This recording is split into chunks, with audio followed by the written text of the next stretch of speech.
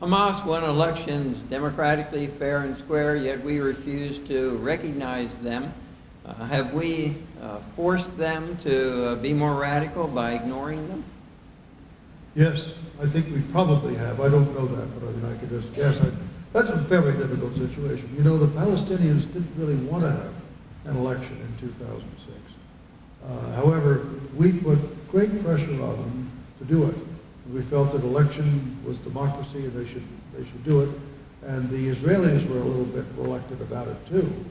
I think the Israelis feared that maybe Hamas might win an election.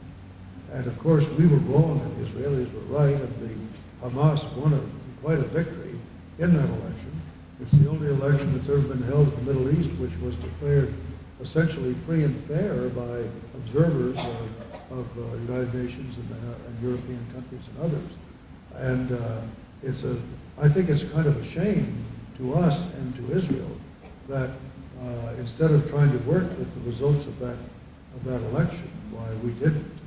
There are now 45 members of the parliament the would-be parliament of Palestine, Hamas, who were elected in that election, are now in prisons in Israel.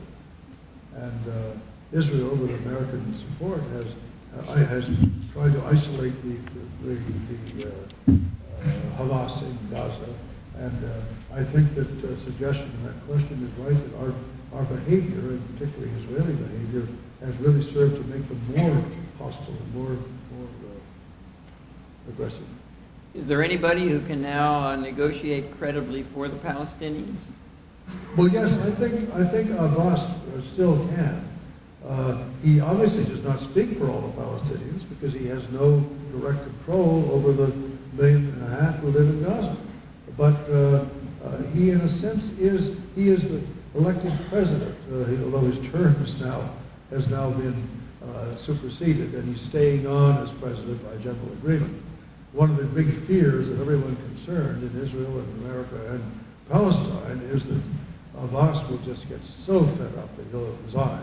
And then it's not clear who anyone will be able to work with. But I think he can credibly negotiate on behalf of the Palestinians. And I think he's empowered by Hamas's declaration that if an agreement he reaches is approved by the majority of Palestinians, they'll go on with it.